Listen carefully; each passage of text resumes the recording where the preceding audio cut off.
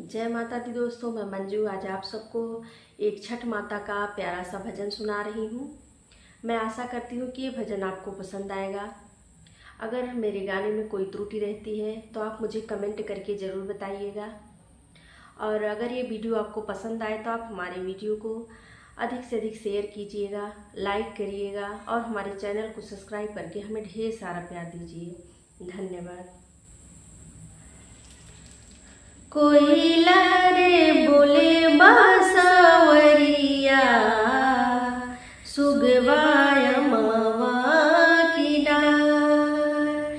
कोयला रे बोले बांसवरिया, सुगवाय मवा की डार।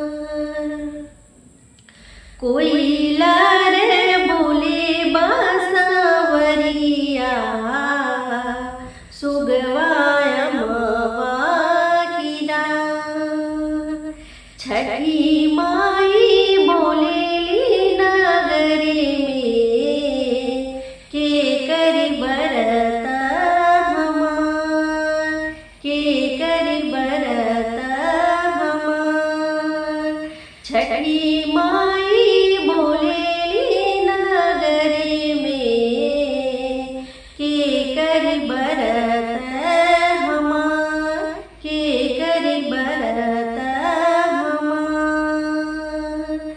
हाथे जोड़ी बोलेले कावन देवा, हम कर बरत तोहार, हम कर बरत तोहार। हाथे जोड़ी बोलेलन कावन देवा, हम कर बरत तोहार, हम कर बरत तोहार। हमरा घर में मोरी धनिया, उह दिहर है तोहार, उह दिहर है तोहार। कोयला बोले बांसवरिया, सुगवाय मवा की डार, सुगवाय मवा की डार।